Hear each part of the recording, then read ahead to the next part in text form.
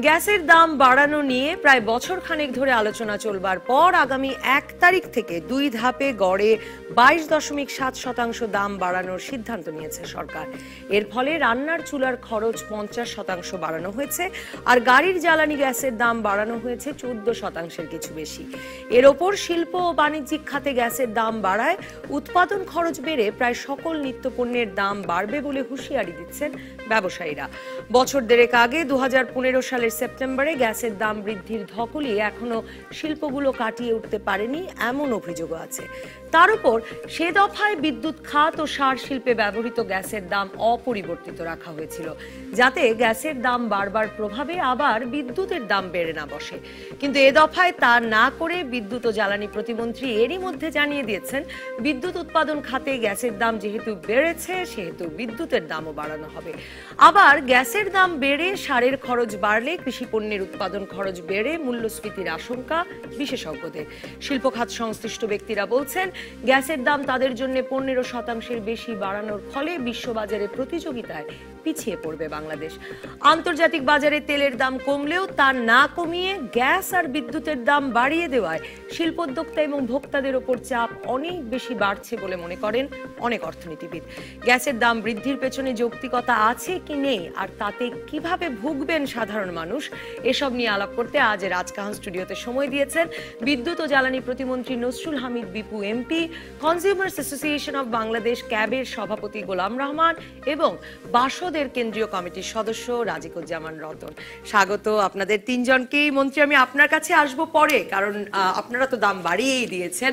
আমি গোলাম রহমান আপনাকে দিয়ে শুরু করতে চাই যে আপনারা বেশ তীব্র ভাষায় প্রতিবাদ করছেন, বলছেন যে এখন এই দাম বাড়ানোর কোনো যৌক্তিকতা নেই, এবং গত বছর মার্চে যখন কথা শুরু হলো এই গ্যাসের দাম বাড়ানো নিয়ে, অগাস্টে গণশুনানি হয়েছিল। আপনারা বলছেন সেই গণশুনানির এত পরে আলোচনা, ভোক্তাদের সঙ্গে আলোচনা না করে দাম বাড়িয়ে দেওয়ার বিষয়টি নিয়েও আপনাদের আপত্তি আছে। এক সময় ছিল যখন সরকার এনার্জি প্রোডাক্টস, গ্যাস, বিদ্যুৎ এসবের দাম নির্ধারণ করত, এবং তাতে আরবিট্রারিনেস ছিল কিছুটা। সে কারণে 2003 সালে একটা আইন করে বিআরসি করা হয়। বিআরসি একটা স্বাধীন, নিরপেক্ষ স্ট্যাটিউটরি বডি, এবং তাদের দায়িত্ব হলো যে ভোক্তা স্বার্থ, উৎপাদকের স্বার্থ এবং দীর্ঘমেয়াদী জ্বালানি নিরাপত্তা এবং জ্বালানি খাতের প্রবৃদ্ধি, এসব সব কিছু লক্ষ্য রেখে গ্যাসের দাম, বিদ্যুতের জ্বালানির দাম নির্ধারণ করা। কিন্তু এটা একটা কোয়াসি জুডিশিয়াল বডি, ইচ্ছা করলেই আর কি আরবিট্রারি কিছু করতে পারে না। এর জন্য একটা নিয়ম পদ্ধতি আছে। যে আইনটি কথা বললাম, এনার্জি রেগুলেটরি কমিশন আইন 2003, তার আওতায় অনেকগুলি প্রত্যেকটা প্রোডাক্টের জন্য আপনার রেগুলেশন করা হয়েছে, এবং সেই রেগুলেশনে দেওয়া আছে ম্যাথোডোলজি, কি পদ্ধতিতে মূল্য নির্ধারিত হবে, এবং সেই পদ্ধতি অনুযায়ী রেভিনিউ রিকোয়ারমেন্টস কি তা স্থির করে কমিশন নির্ধারণ করবে। যদি তা না করে তাহলে কমিশন বিরুদ্ধেও আর কি আইনের আশ্রয় নেওয়া যায়। এবার তা করা হয়নি না, এইবার করা হয়েছে, পদ্ধতিটা মানা হয়েছে, কিন্তু গ্যাস কোম্পানিগুলি আবেদন করেছে। আবেদন একটা প্রিলিমিনারি হিয়ারিং এর পরে আবেদনগুলি গ্রহণ করা হয়েছে, তারপরে পাবলিক হিয়ারিং হয়েছে। পাবলিক হিয়ারিং এর সময় যে কমিশন ছিল সেই কমিশন এখন আর নাই, এখন একটা নতুন কমিশন এসেছে, সে কথা বাদ। কিন্তু সেটা সেই প্রশ্ন বড় না, বড় যেটা বড় প্রশ্ন যে যখন গণশুনানি হলো তখন বিআরসির একটা টেকনিক্যাল ইভ্যালুয়েশন কমিটি হয়। যে টেকনিক্যাল ইভ্যালুয়েশন কমিটি যে ম্যাথোডোলজি আছে, সেই ম্যাথোডোলজি অনুযায়ী গ্যাসের দামটা কি হতে পারে তা নির্ধারণ করে।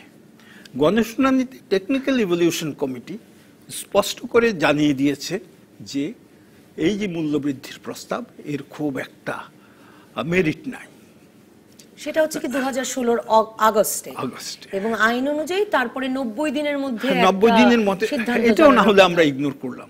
আইনের তো আর কোনো কিছু ইগনোর করার উপায় নাই। না, আইনের ইগনোর করার নাই, মানে কিন্তু যেটা হলো যে টেকনিক্যাল এভালুয়েশন কমিটি যেখানে রিকমেন্ড করে নাই, সেখানে কমিশন দাম বৃদ্ধি করেছে। এবং কি জন্য করেছে তারা বলছেন যে support for shortfall of revenue. এখন রেভিনিউ রিকোয়ারমেন্ট তো টেকনিক্যাল এভালুয়েশন কমিটি ওই পদ্ধতির মাধ্যমে নির্ধারণ করেছে। তাহলে এই যে শর্টফল, এটা কোত্থেকে আসলো, কি কেন সেইটা আর কি আমি এটা পড়ছি, ওনাদের যে আদেশ এটা পড়েছি, তাতে সুস্পষ্ট কোনো ব্যাখ্যা নাই কেন এই যে রেভিনিউ রিকোয়ারমেন্ট নির্ধারণ করার পরে এবং শর্টফল ফর রেভিনিউ, এই প্রশ্ন কেন দেখা দিল। এবং এইটা তো একটা আর কি একটা প্যান্ডোরাস বক্সের মতো। যখনই এটা কি দুর্নীতির কারণে, এটা কি অযোগ্যতার কারণে, এটা কি অব্যবস্থার কারণে? আমাদেরকে যেহেতু সময় দিয়েছেন প্রতিমন্ত্রী, আপনি যদি বলেন, মানে রাজস্ব বাড়ানোর, অনেকেই বলছেন যে রাজস্ব বাড়ানোর উপায় হিসেবে ভোক্তাদের ওপর চাপ সৃষ্টি করে, মানে সাধারণ মানুষের পকেট থেকে সরকার রাজস্ব বাড়ানোর চেষ্টা করছে, সেটার একটা পরিণতি এই দফায় গ্যাসের দাম বাড়ানো। বিষয়টা তা না, বিষয়টা উনি এক কথায় শেষ করে দিলেন, তা এক কথার শেষ না। বার্ক এখন কি বলেছে বা সেটা কিভাবে তারা দেখেছে, আমরা যখন কোনো বিষয় আমাদের প্রাইস অ্যাডজাস্টমেন্টের জন্য বার্কে যায়, তখন কিন্তু সেই বিবেচনাগুলো তাদেরকে প্রকাশ করতে হয়। কারণ হিয়ারিংয়ের সময় আমাদের ডিস্ট্রিবিউশন কোম্পানি সবাই থাকেন এবং তাদের যুক্তিগুলো তুলে ধরেন। এই নিয়ে বার্কের সাথে প্রায় 1 বছর যাবৎ আমাদের কথা হচ্ছিল যে প্রোডাকশনে যে লসটা আমরা করছি গ্যাসে, সেখানে আমরা বাকি গিয়ে ডিস্ট্রিবিউশনে গিয়ে আমরা যে অ্যাডজাস্ট করতে চাচ্ছি, সেটা কিন্তু সমতা রাখতে পারছে না ডিস্ট্রিবিউশন, ট্রান্সমিশন এবং আপনার যে প্রোডাকশন কোম্পানিগুলো আছে বা আইওএস আমাদের কোম্পানিগুলো আছে। এখন তো আমাদের স্বাভাবিকভাবে সেখানে একটা প্রাইস অ্যাডজাস্টমেন্ট দরকার। আমি মধ্য কথা এই জায়গাটাই বুঝি। বার্কের ব্যাখ্যা তাদের যে আমাদের মতো করে দিতে হবে তা কিন্তু না, বার্ক তার নিজের ব্যাখ্যা অনুযায়ী দিয়েছে। হ্যাঁ, আমাদের ডিস্ট্রিবিউশন কোম্পানিগুলোর সাথে বসেছে। সরকার কেন চাইলো দাম বাড়াতে এবার? আমরা যে প্রাইস অ্যাডজাস্টমেন্ট করতে চাই, কারণ অ্যাডজাস্টমেন্ট অনেকে বলছেন, সবাই বলছেন কিসের সাথে প্রাইস অ্যাডজাস্টমেন্ট তো করতে হবে, কারণ এই যে ভর্তুকি দিয়ে আসছে বছরকে বছর, সরকার সেখান থেকে বেরোতে চায়, আমরা বেরোতে চাই, এটা হলো একটা ব্যাপার। আরেকটা ব্যাপার হলো, সিনারিওতে আমি বারবার বলে আসছি যে আমরা কিন্তু পাইপলাইনের গ্যাসে নিরুৎসাহিত করছি। আমরা মনে করছি যে পাইপলাইনে গ্যাসের যে কস্ট অফ অপরচুনিটি ইউজ করা, তার থেকে সেটা যদি আমি শিল্পতে এবং বিদ্যুতে নিয়ে আসি, তা অনেক বেশি লাভবান হবে জনগণের জন্য। এই চুলার গ্যাস দিয়ে বরং আমি যদি ইন্ডাস্ট্রিতে নিয়ে আসতে পারি, 12% গ্যাস যেটা আমার ব্যবহার হচ্ছে চুলাতে, সেখান দিয়ে যদি 5,500 ইন্ডাস্ট্রি আমি করতে পারি, 2.5 লক্ষ লোকের কর্মসংস্থান হবে। আমার কি সে প্রোডাক্টিভ খাতে আমার যাওয়া উচিত, নাকি আনপ্রোডাক্টিভ খাতে আমি গ্যাসটাকে অপচয় করব? এই সমস্ত বিষয়গুলো কিন্তু একটা অ্যাডজাস্টমেন্টের মধ্যে আসে। খালি ওই যে আমি কালকে একটা কথা বলছিলাম যে ওনারা যেটা দেখেন সেটা টানেল থিঙ্কিং, রতন ভাই যেটা বললেন আমরা ফানেল থিঙ্কিং, ফানেলও যদি দেখি, আমি ফানেলই দেখি, ধরলাম ফানেলই দেখি, তাও তো বড় করে শেষ মুহূর্তে দেখছি আমি বড়টা, কিন্তু ওনারা তো তাও করছেন না। সো এই কারণেই আমি বলছি যে আমরা যারা রাজনীতির মধ্যে সাথে সম্পৃক্ত, আমাদের কিন্তু দেখতে হয় সামগ্রিকভাবে সব কিছু। 30 লক্ষ গ্রাহক আমার এই পাইপলাইন গ্যাসের, আমাকে দেখতে হয় সারা বাংলাদেশের গ্রাহকদের।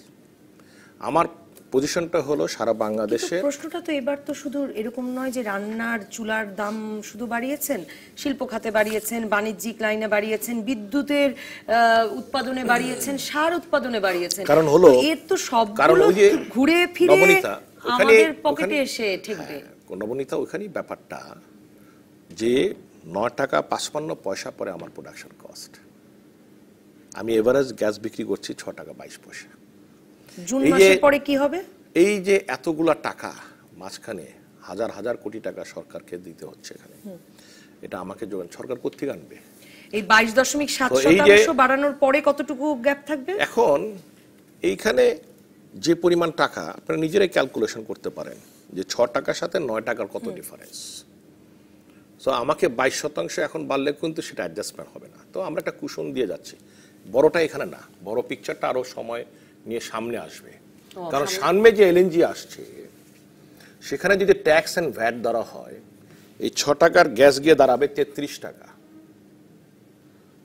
6 টাকার গ্যাস গিয়ে দাঁড়াবে যদি ভ্যাট এন্ড ট্যাক্স ধরে, ক্যাপিটাল মেশিনারিজ এবং আমার যদি র মেটেরিয়ালস উপর ট্যাক্স ধরে, যেভাবে আমরা ট্যাক্স দিচ্ছি এলএনজির উপর, এটা গিয়ে দাঁড়াবে 33 টাকা। সুতরাং আমরা চাচ্ছি সেই কুশনটা না যাওয়ার জন্য আমরা যাচ্ছি সেখানে একটা অ্যাডজাস্টমেন্ট কবে নাগাদ আমাদের 33 টাকা দিয়ে গ্যাস কিনতে হবে? হবে না, কারণ আমরা তো সেই জায়গাটা ঠিক করছি। 18 সালের জুনের পর থেকে ধরেন আমাদের এলএনজি আমাদের গ্রিডে আসবে। আমাদের যে কোরিয়ান গ্যাস আছে সেটার সাথে যদি আমি মিক্সড করি তাহলে হয়তো আমার ওখানে গিয়ে দাম হয়তো 14 টাকার মতো পড়বে, 14-15 টাকা এখন পর্যন্ত। আমি জানি না ওই সময় গিয়ে কি হবে, 13 বছর পরে শিল্প খাতে আবার গ্যাস সংযোগ দিতে সুতরাং পারবেন। এই যে অর্থমন্ত্রী বলছেন যে 2018 পর থেকে এখন গ্যাস শিল্প নির্ভর শিল্পরা কি চান?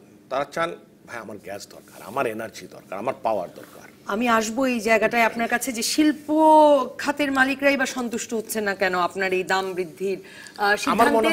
কিন্তু আমি একটু শুনে আসি, রাজিকুজ্জামান রতন, সরকার আর কতদিন ভর্তুকি দেবে? আপনারা সিপিবি এবং বাসদ মিলে 28 তারিখ আপনারা হরতালও দিয়েছেন সরকারের এই সিদ্ধান্তের, গ্যাসের দাম বৃদ্ধির সিদ্ধান্তের প্রতিবাদে। আমরা মাঝে মাঝে খুব পাজেলড হয়ে যাই, হ্যাঁ, কোনটা যে সত্য কোনটা যে মিথ্যা বুঝতে পারি না। বলা হচ্ছে যে গ্যাস খাতে সরকারের কোনো ভর্তুকি নাই, অথচ আমরা শুনে আসছি সরকার নাকি ভর্তুকি দিতে দিতে কাহিল হয়ে যাচ্ছে। তো এটা কি, কোনটা যে সত্য, কোথায় খুঁজে পাবো? এই সর্বশেষ শুনানির সময় বলেছে গ্যাস খাতে কোনো ভর্তুকি দেওয়া হয় না, বরঞ্চ গ্যাস খাতে সরকার গ্যাসের উপর থেকে সব মিলিয়ে শুল্ক, সম্পূরক শুল্ক সব মিলিয়ে 81.10% শুল্ক নেয়। তাহলে সেক্ষেত্রে আমরা আবার যদি শুনি যে এরকম হচ্ছে, যেমন এবারও এই যে গ্যাসের দামটা যে বাড়ানো হলো, তাতে টোটাল গ্রাহকদের পকেট থেকে যাবে 4180 কোটি টাকা, এর মধ্যে সরকার পাবে 3300 কোটি টাকা। 7টা কোম্পানির বিতরণ কোম্পানি তাদের 5% প্রফিট ধরলে তারা কিছু এখানে পাবে। তাহলে এখানে ভর্তুকিটা কোথায় দিল আমি তো ঠিক আমরা বুঝতে পারছি না।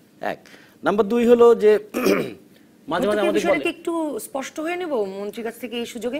স্বাভাবিকভাবে, কারণ ওই যে আমি বললাম ওনার টানেল থিঙ্কিং এ আছেন, যদি ফানেলও যায় তাহলে এই কথাটা বলতো না রতন ভাই।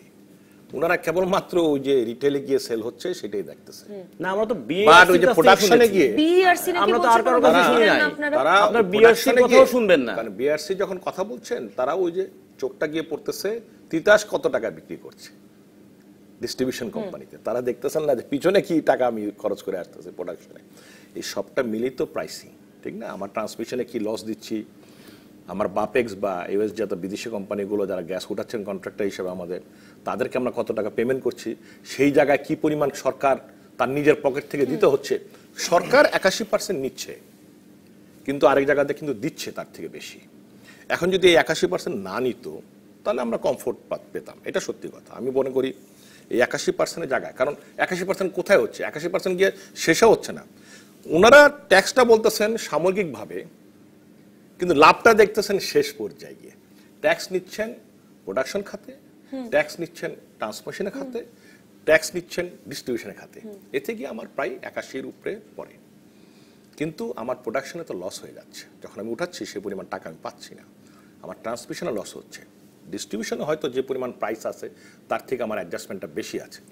কিন্তু আলটিমেটলি ভর্তুকি দিচ্ছেন আর কত শতাংশ ট্যাক্স পাচ্ছেন, বছরে সেই প্রায় পার্সেন্টেজটা জানলেই তো সেটাই তো স্বাভাবিক। এবং সেই পার্সেন্টেজটা এই যে আমরা বলছি 9 টাকা 55 পয়সা, 6 টাকা 22 পয়সা, এটির ডিফারেন্স একটা বড় অংশ। এটা তাহলে আসলে বাংলাদেশ এনার্জি রেগুলেটরি কমিশনটা দরকার নেই। এর পিছনে যেহেতু পিছনের কথা দিয়েই বাংলাদেশ এনার্জি রেগুলেটরি কমিশন হয়, গোলাম রহমান সাহেব যেটা দারুণ করে বলেছেন, এটা একটা স্বাধীন নিরপেক্ষ স্ট্যাটিউটরি বডি।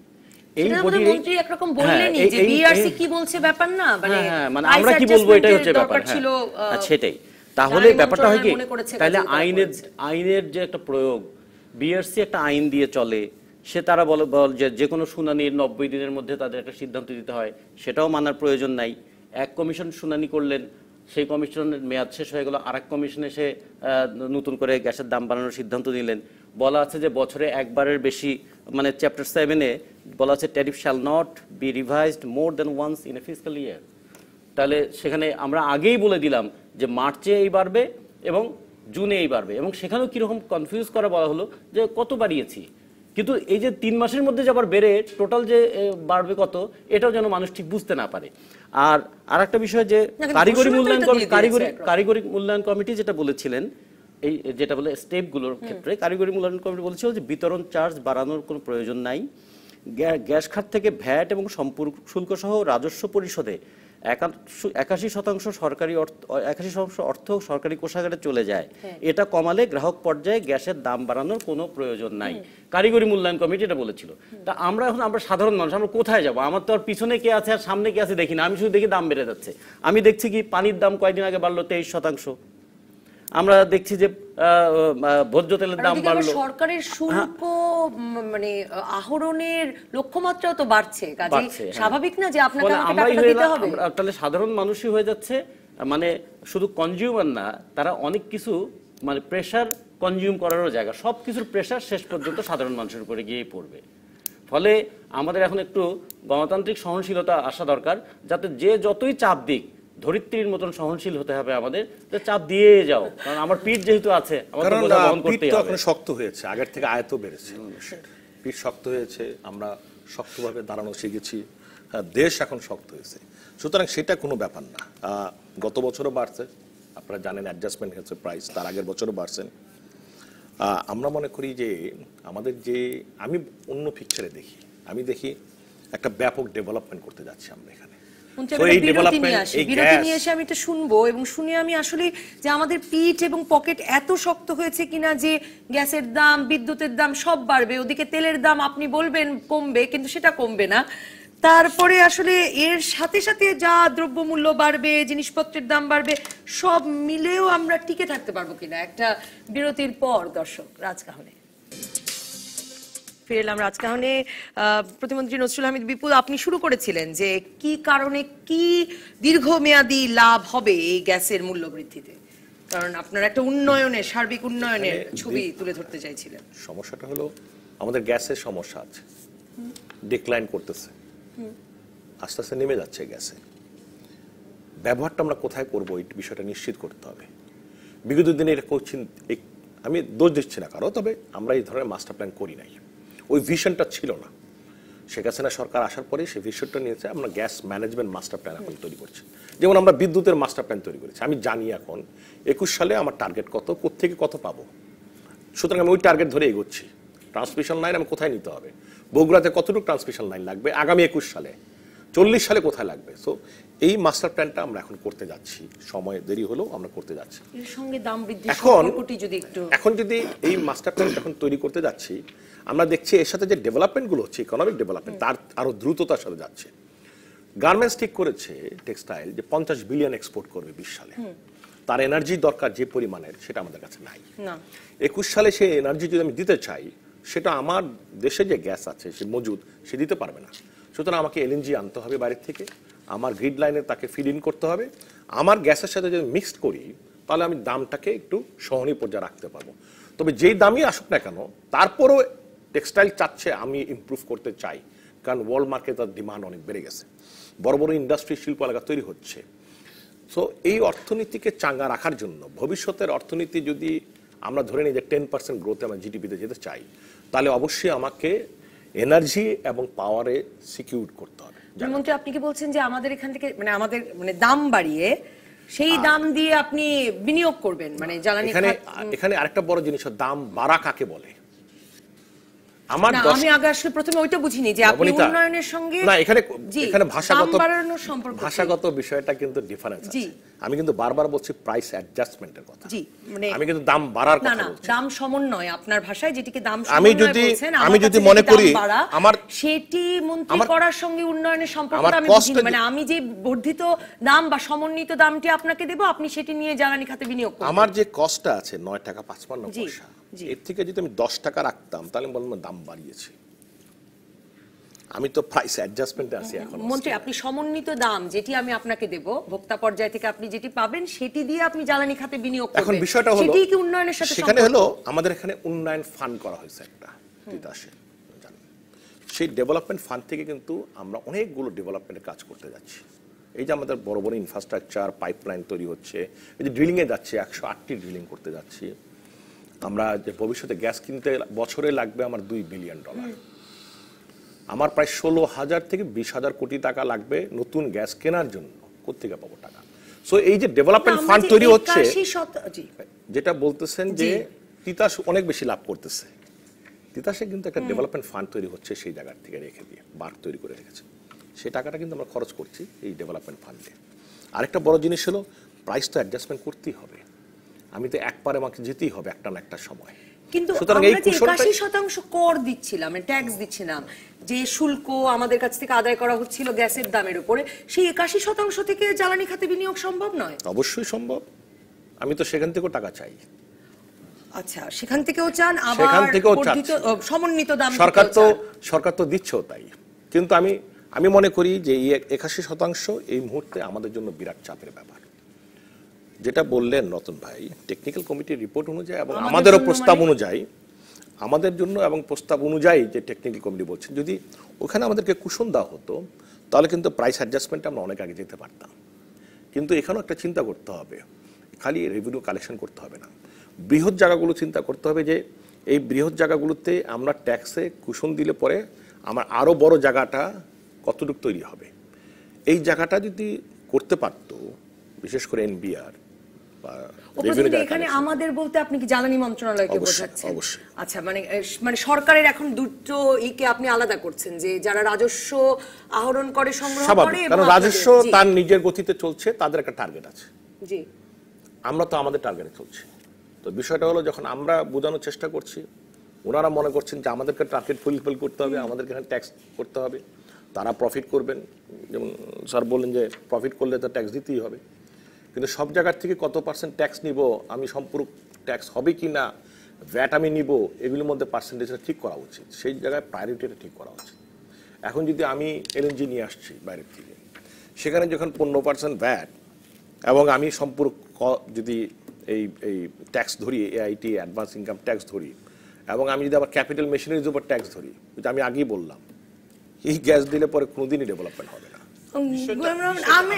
আমার কাছে তো বিষয়টা বেশ জটিল এবং বেশ ইন্টারেস্টিং এদিক থেকে, যে সরকারের আসলে অর্থ মন্ত্রণালয় চায় রাজস্ব, জ্বালানি মন্ত্রণালয় মনে করে তারা যথেষ্ট ভর্তুকি দিচ্ছে, কাজে এত ভর্তুকি দেওয়ার পরে কেন ক্রেতারা আরেকটু দাম দিয়ে কিনবেন না? তো সরকারেরই যদি দুই মন্ত্রণালয় দুভাবে ভাবে, ব্যাপারটা অনেকটা এরকম জটিল না? মানে দুই জায়গায় সরকার জনগণের জন্য, জনগণের কল্যাণের জন্য, এবং সেই জন্য বাংলাদেশের ইতিহাসে জ্বালানি খাতের জন্য সবচেয়ে যুগান্তকারী পদক্ষেপটি নিয়েছিলেন বঙ্গবন্ধু শেখ মুজিবুর রহমান। আমরা যদি এখনের কথা বলি, আমরা যদি এখনের কথা বিষয়ে আলাপ করি, এখনকার কথা ওই কথার থেকে এই কথায় আসতে হবে। এবং তখন সম্পূর্ণ গ্যাস দেশীয় কোম্পানি উৎপাদন করত, উনি বিদেশি সব কোম্পানির গ্যাস কিনে নিয়েছিলেন, ফুয়েলগুনি কিনে নিয়েছিলেন। আচ্ছা, তারপরে আমি এনার্জি রেগুলেটরি কমিশনের চেয়ারম্যান ছিলাম এক সময়। আমি যখন এনার্জি রেগুলেটরি কমিশনের চেয়ারম্যান হই, তখন আমার একটা জিনিস মনে লাগলো, এদেশ যেন সবাই বেশিরভাগ মানে যারা আর কি সিদ্ধান্ত গ্রহণ করেছেন বিভিন্ন সময়ে,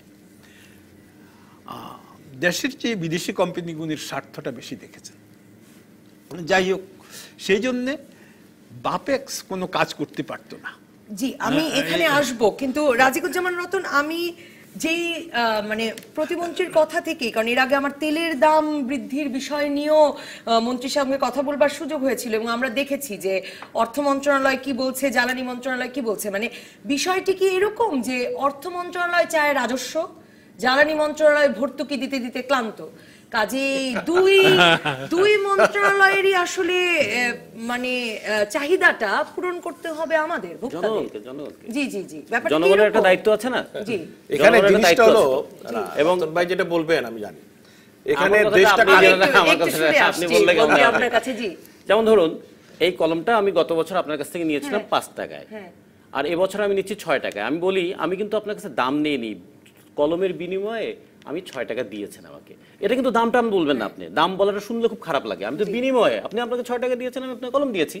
তাহলে এইটা বললে অর্থনীতির ভাষায় শুনতে ভালো লাগে, কিন্তু মানুষের তো পকেট থেকে টাকাটা চলে যায়। তা আমরা ওই মানুষের পকেট থেকে টাকাটা যে ক্রমাগত চলে যাচ্ছে, কিন্তু তার জন্য যাচ্ছে পাওয়া সেটা যে পাচ্ছে না বলে মানুষের মধ্যে যে একটা অসন্তোষ তৈরি হচ্ছে, সেই অসন্তোষের কথাটাই সরকারকে আমরা জানাতে চাই যে দেখুন আর কি কি খাত আছে, আর কি কি বিষয় আছে। এখন জ্বালানি মন্ত্রণালয় বললো আমি ভর্তুকি দিতে ক্লান্ত, আর অর্থ মন্ত্রণালয় বলবো আমি টাকা চাইতে চাইতে পরিশ্রান্ত, আর জনগণ বলবো আমি ভারাক্রান্ত। তাহলে কি হবে? তাহলে শেষ পর্যন্ত আলটিমেট আঘাতটা তো জনগণের কাছে গিয়ে যাচ্ছে। তখন আমরা বলি যে সবাই সব মন্ত্রণালয় নিজের গতিতে চলছে, এখন জনগণ কি করছে? হ্যাঁ, সব মন্ত্রণালয় নিজের গতিতে চলছে, জনগণের কান দিয়ে শুধু গতির আওয়াজ শুনছে আর গায়ে শুধু গতির ধুলো লাগছে। জনগণ তাহলে কি করবে? জনগণ কিছু পাবে না। জনগণ তো পেতে চায় যে আমি জনগণ সরকারকে আগে থেকে আগাম কিছু দিয়েছি। যেমন আমি যদি 2,08,000 কোটি টাকা আমাদের যে রাজস্ব আয় হয়, কোথা থেকে আসবে? ডাইরেক্ট ইনডাইরেক্ট ট্যাক্স, এগুলো থেকে তো আসবে। জনগণ তো সেই টাকাটা দিয়েছে, ওই টাকা দিয়ে তো আপনি বাজেট করছেন, করে আবার আপনি অ্যাডজাস্টমেন্টের নামে আবার আপনি দাম বাড়াচ্ছেন। তাহলে জনগণ প্রিপেইড মোবাইল ফোনের মতো, আমি তো বছরের আগেই আপনি হিসাব করে নিয়েছেন যে এই বছরে কত টাকা রাজস্ব আদায় করবেন, তারপরে আবার কেন আমার উপর চাপাচ্ছেন আপনি? এই চাপটির প্রসঙ্গে নসরুল হামিদ বিপুল, মানে এটা তো আসলে একটা ঘুরে ফিরে একই জায়গায় একটু অন্যায্য চাপ নয়? মানে অর্থ মন্ত্রণালয় একদিকে চাপ দেবে, আপনারা একদিকে ঘুরে ফিরে একই জায়গায় আসছে। আমি বলতে চাচ্ছি যে আমাদের তো এই প্রাইস অ্যাডজাস্টমেন্টের গ্যাপটা কমাতে হবে। জি, এবং সরকারও কিন্তু বলছেন যে প্রাইস গ্যাপিং আমাদের কমে আসা উচিত। আমরা সেদিকে যাচ্ছি। আবার আমার ডেভেলপমেন্টও করতে হবে, আমার গ্রাহক পর্যায়ে সার্ভিস বাড়াতে হবে, আমাদের রিকোয়ারমেন্ট আছে প্রচুর। আমি যদি 8-10-এর কথা চিন্তা করি জিডিপি গ্রোথ, তাহলে জ্বালানিকে এসে সেখানে যে জায়গাটা নিশ্চিত করতে হবে। আমি বলছি এলএনজির কথা, 16,000 কোটি টাকা কোত্থেকে আসবে? সরকারের কাছ থেকে নেই, বাবা নিজে যোগান করি, যাই করি না কেন। এই যে আমরা ডিপসি সার্ভে ভেসেল কিনছি, নিজেদের টাকা কিন্তু কিনছি আমরা, এখন সেখানে আমরা এক্সপ্লোরেশনে যাব যে আমরা ওখানে কি অবস্থা, সার্ভে করে আমরা দেখতে চাই। সেই জায়গাটা যদি সার্ভে না করি, বিদেশি কোম্পানি বা দেশি কোম্পানি যাই বলি না কেন, কেউ আসবে না ওখানে ড্রিলিং করতে, কারণ তারা সার্ভে রিপোর্ট দেখতে চায়, যত বলি। এখন আমাদের বিষয়টা হলো ওইটা যে জনগণের জন্য আগামী দিনের ভবিষ্যতে জ্বালানি জায়গাটা আমরা নিশ্চিত করতে চাই। এবং আরেকটা বিষয়, এই যে প্রাইস অ্যাডজাস্টমেন্ট আমরা যে করছি, আমি বারবার বলতেছি যে আমরা এই যে শিল্প খাতে আপনি কথা বললেন, যে শিল্প খাতে কিন্তু আমরা শিল্প মালিকদের সাথে বসেছি, তাদের যে সংগঠনগুলো, তাদের সাথে আলাপ করি, তারাও সকলে আপত্তি করছে। আমরা এখানে যেটা আমরা গিয়েছি, তাদের সাথে কিন্তু মৌন সম্মতি আছে তাদের, আমার সাথে সরাসরি আলাপ হয়েছে। আমরা চেয়েছিলাম, বাক কিন্তু আমাদের কথা মতো হয় নাই, বাক তার নিজের মতো করে কাজ করেছেন। আমরা চেয়েছিলাম আরেকটু বেশি, হ্যাঁ আমরা চেয়েছিলাম আরো বেশি, আর আইএসগুলো বোধহয় 140% পর্যন্ত বাড়ানো, যার কারণে বাট আমরা মনে করি যে এই অ্যাডজাস্টমেন্টে যদি আমরা এই কুশনটা না তৈরি করি, এখন ভবিষ্যতে যে দামি গ্যাস আসছে সেই জায়গাটা কিন্তু বড় আকার ধারণ করবে। মন্ত্রী, আপনি নিশ্চয়ই জানেন যে একটা দীর্ঘ সময় ধরে অর্থনীতিবিদরা বলে আসছেন যে জ্বালানির দাম, আপনি যেই আপনার যে শব্দটি পছন্দ, যে দাম সমন্বয়, যে পুরো সমন্বিত জ্বালানি ব্যবস্থাপনা এবং দাম সমন্বয়ের কথা তারা বলছিলেন। যে তেলের আমি একটা রতন ভাইয়ের কথায় আসি, জি, তেলের দাম কমালেন না, গ্যাসের দাম বাড়ালেন, এবং এখন আপনি বলছেন বিদ্যুতের দাম বাড়াচ্ছেন, সরকারের জনপ্রিয়তা বাড়বে এতে? রতন ভাইয়ের কথায় আসি। রতন ভাই, আমি অর্থনীতির ছাত্র, আমি অর্থনীতির ভাষা কথা বলতে চাই। উনি বলেন কলমটা আমার পকেট থেকে গেল টাকা, বাট টাকার মধ্যে লেখা আছে বিনিময় করতে হবে। বিষয়টা কিন্তু বিনিময়, যা দিচ্ছেন কোন একটা মাধ্যমের মাধ্যমে, কিন্তু আপনি তো বাসাবাড়িতে গ্যাস দিতে পারছেন না, আপনি 950 টাকা দাম করলেন, কিন্তু বাসাবাড়িতে তো দিনের পর দিন, আপনি নিজেও দেখেন পত্রিকায়, আপনি এই অনুষ্ঠানেও অনেক গ্রাহকেরও উত্তর দিয়েছেন যে তারা বাসাবাড়িতে গ্যাস পান না, শীতকালে দিনের পর দিন তাদের বাসায় গ্যাস থাকে না, কিন্তু আপনি 950 টাকা দাম করে ফেলছেন। এই কথাটাই তো আমি বারবার বলে আসছি যে বাসাবাড়িতে আপনারা এলপিজি ব্যবহার শুরু করুন। এই পরিমাণ এলপিজি সাপ্লাই দেবার অবস্থায় তো আপনি এখন আসেন নাই, শুরু করলেই তো হবে। কেউ কি চাচ্ছেন? আমি মনে করি যে শহরে মাত্র 30 লক্ষ লোক এই গ্যাস পাইপলাইন ব্যবহার করেন, 4 কোটি লোকের মধ্যে মাত্র 30 লক্ষ লোক ব্যবহার করেন। আমি তাদেরকে বলবো আপনারা চলে আসেন এলপিজিতে। আমার বাসায় আমি ব্যবহার করছি, আমার বাসায় গ্যাসের প্রেসার কমে গেছে। জি, কারণ 950 টাকার জায়গায় 3500 টাকা খরচ হলে পরে হয়তো আপনার অসুবিধা হচ্ছে মন্ত্রী, অনেকের অসুবিধা হতে পারে। আমার বাসায় যে ছেলেটা আমাদেরকে সহযোগিতা করে ও আজকে আমাকে ভালো করে বলতেছে, ভাই স্যার তারা কিছু বুঝলো না স্যার, আমার বাড়িতেও তো স্যার আমি 2000 টাকা খরচ করি স্যার মাসে লাগে, কিন্তু আপনারা স্যার 900 টাকা দিয়ে গ্যাস, এটার জন্য স্যার এত চিল্লাচিল্লি করেন। দেখেন এই কথাটা কিন্তু যে আপনার, আমি সত্যি কথা বললাম, আমি আসার আগে এই কথাটা শুনে আসছি, যে কোনো জায়গায় যে কোনো বাড়ি সংসারে যাদের পাইপলাইন গ্যাস নাই তাকে যদি জ্বালানির জন্য খরচ করতে 2500 টাকা মিনিমাম খরচ যায় এখন বাংলাদেশের যে কোনো পরিবারে মিনিমাম 2500 টাকা খরচ। আমি কি তাদের কথা ভাববো না? আপনার ওই পরিবারগুলো তারা 3000 2500 টাকা খরচ করবে, আর যারা এফোর্ড করতে পারে তারা 600 টাকার থেকে 900 টাকা দিতে চাবে না। মন্ত্রী, একটা বিরতির পর আমি এসে আসলে জানতে চাইবো যে ভাবনাটাই উল্টো দিক থেকে হচ্ছে কিনা, যে 2500 টাকা অন্যরা খরচ করছে আপনি করবেন না কেন সেটা প্রশ্ন হবে, নাকি কিভাবে খরচ কমিয়ে আনা যাবে সেটি প্রশ্ন হবে? মানে আপনি একজন রাজনীতিবিদ বটে, এতে আপনার সরকারের জনপ্রিয়তা বাড়বে না কমবে? কারণ এরপর আপনি বিদ্যুতের দাম বাড়াবেন সেটাও বলে রেখেছেন, আর তেলের দাম কমাবেন বলেছিলেন, কমাতে পারেননি। একটা বিরতির পর দর্শক থাকুন রাজকাহনে। ফিরে এলাম রাজকাহনে। নসরুল হামিদ, আমি আপনাকে, মানে আপনি রাজনীতিবিদ, সামনে নির্বাচন, প্রধানমন্ত্রী এরই মধ্যে জনসভা করে ভোট চাইতেও শুরু করেছেন। আপনি তার জ্বালানি মন্ত্রী, আপনি গ্যাসের দাম বাড়িয়েছেন, বিদ্যুতের দাম বাড়াবেন বলছেন, তেলের দাম কমাবেন বলেছিলেন, কমাতে পারেন নাই। মানে সরকারের জনপ্রিয়তা বাড়বে? কারণ এই গ্যাসের দামের ফলে তো জিনিসপত্রের দাম বাড়বে, গাড়ি ভাড়া বাড়বে, কৃষি পণ্যের দাম বাড়বে, কি কি বাড়বে এখনই একদম বলে দেওয়া যাচ্ছে পরিষ্কার হিসাব। একটা জিনিস খেয়াল করতে হবে, কয়েক মাসের আগে আমরা যখন তেলের দাম কমালাম প্রথম স্টেজে, ভাড়া কমেছে? কম কমিয়েছিলেন না, কারো ভাড়া কমে নাই, 1 পয়সাও তো কমে নাই। কেউ হরতালও করতে চায় নাই, তখন কেন কমলো না ভাড়াটা? এই জিনিসটা কিন্তু চিন্তা সরকার কেন সেটা খোঁজ করলো? এখন আমাদের বিষয়টা হলো, যেমন আমি বহুবার চেষ্টা করেছি, যারা কার্গো ভেসেল মালিক তাদের সাথে বসছি, আমাদের ট্রাকের যারা ক্যারি করে তাদের সাথে বসছি, কেউ ভাড়া কমায় না। আচ্ছা যাই হোক, সেই কথা না। আমরা চেয়েছিলাম যে তেলের দাম কমুক, আমরা প্রস্তাবও পাঠিয়েছিলাম, কিন্তু ওয়ার্ল্ড মার্কেটে কিন্তু $35 থেকে $52 হয়ে গেল হঠাৎ করে। এবং সবচেয়ে এখন ভানারেবল মার্কেট হলো তেলের মার্কেট, এই কমছে এই বাড়ছে, এই কমছে এই বাড়ছে। বাংলাদেশের এনার্জি মার্কেট, পাওয়ার মার্কেট এখনো আমরা এত ম্যাচিউর হইনি যে আমাদের সেই ওয়ার্ল্ড মার্কেটের সাথে সাথে বাড়া কমা কমে।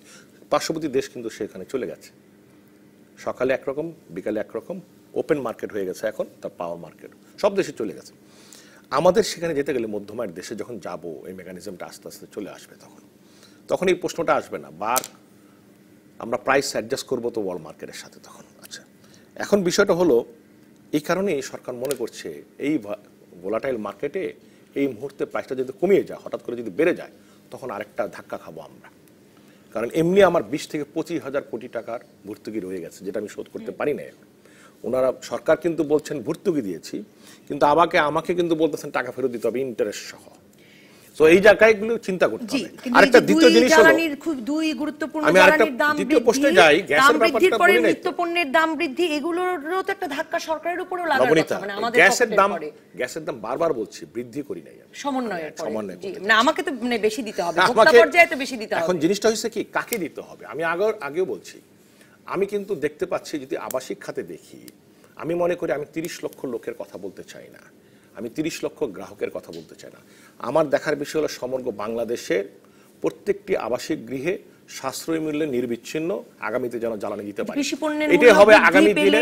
নিত্য পণ্যের দাম বৃদ্ধি পেলে তো সবাইকে দিতে হবে। নবনীতা, আগামী দিনের নির্বাচনের এটাই হওয়া উচিত ওয়াদা আমাদের পক্ষ থেকে, যে প্রত্যেকটি আবাসিক গৃহে সাশ্রয়ী মূল্যে নির্বিচ্ছিন্ন যেন জ্বালানি পৌঁছাতে পারি। একজন 3000 দিবেন, নির্বাচনের আগে এই পরীক্ষা তো আপনাকে দিতেই হবে। 3000 একজন দিবেন, আরেকজন 600 টাকা দিবেন মাসে, এটা হওয়া উচিত না। আমার মনে হয় এখানে একটা সমন্বয় আসা উচিত। এই বিষয়গুলো দেখার জন্য কিন্তু আমরা আস্তে আস্তে সেদিকে যাচ্ছি। গোলাম রহমান, আপনার শেষ মন্তব্য শুনতে চাই এই বিষয়ে, যে ভোক্তাদের দিক থেকে আপনারা বলেছেন যে প্রয়োজনে এই দাম বৃদ্ধির যেহেতু সেরকম কোনো যৌক্তিকতা নাই, আপনারা প্রয়োজনে আদালতেও যাওয়া যেতে পারে। এই দাম বৃদ্ধি এখন যেটা হয়েছে, আইওসির থেকে গ্যাস বেশি দামে কিনতে হয়, সেই জন্যে মানে বিদেশি গ্যাস কোম্পানি থেকে, সেই জন্যে 1993 সালে একটা এসআরও হয়েছিল, আইওসির গ্যাসের মূল্যের উপরে কোনো ভ্যাট হবে না, কোনো সাপ্লিমেন্টারি ডিউটি হবে না। সেই অবস্থাটা চলে আসছিল। যখন গ্যাস উন্নয়ন তহবিল হয়, যেটা ভোক্তাদের contribution for the development of the gas sector, তার সেক্ষেত্রেও বলা হয়েছে কোনো ভ্যাট হবে না, কোনো সাপ্লিমেন্টারি ডিউটি হবে না। কিন্তু এখন এইটা আর কি আদায় করার একটা উদ্যোগ না হয়েছে, সেই উদ্যোগের কারণে মানে এখন ব্যাপারটা কি, আমি গ্যাস উন্নয়ন তহবিলের জন্য টাকা দিই, সেই টাকার উপর আবার ভ্যাট ট্যাক্স বসাবো আর কি। এই সেই কারণে সেটা হয়নি এখনো। আমার যে কারণ হলো কি, আমরা যখনই দাম বাড়াচ্ছি তখন রিটেলে গিয়ে বাড়াচ্ছি। এখন রিটেলে বাড়ালে তো সেখানে টোটালটার উপরে আমার ভ্যাট ট্যাক্স চলে আসবে, সাপ্লিমেন্টারি ডিউটি চলে আসবে। সুতরাং সেখানে তো আমি ডেভেলপমেন্ট ফান্ডের জন্য কোনো টাকা রাখতে পারছি না, কারণ কোম্পানিগুলোকে যে ট্যাক্স অ্যান্ড ভ্যাট দিয়ে দিতে হয়, সেখানে যে ডেভেলপমেন্ট ফান্ডের জন্য তারা প্রফিটের থেকে আলাদা করে রাখবেন, সেটাও তারা রাখতে পারছেন না। যার কারণে বাদ যেটা চিন্তা করলেন যে না, তুমি যেটা বাড়াবা আমরা দিব তোমাকে, তুমি বাড়তে চেয়েছো, তুমি অ্যাডজাস্টমেন্ট করতে চাও, বাট সেখান থেকে এত পরিমাণ টাকা আমরা একটা গ্যাস ডেভেলপমেন্ট ফান্ডে রাখবো, যেখানে সরকার কোনো রাজস্ব নেবে না সেই ফান্ডের উপর। তোমাদের পরবর্তীকালে যে ডেভেলপমেন্টগুলো হবে, স্কাডা সিস্টেম বসাতে হবে, বহুত কিছু বসাতে হবে আমাদের, সেই জায়গায় তোমরা খরচ করতে পারো, নেটওয়ার্কের জন্য, গ্যাস ডেভেলপমেন্টের জন্য সেই জায়গাটা থেকে খরচ করতে পারো। তাহলে আমার কি ওই জায়গাটার উপর আমার তাহলে ট্যাক্স অ্যান্ড ভ্যাট লাগলো না। এখন জিনিসটা হয়েছে কি, এই যে আমার কথাটা সেখানে না,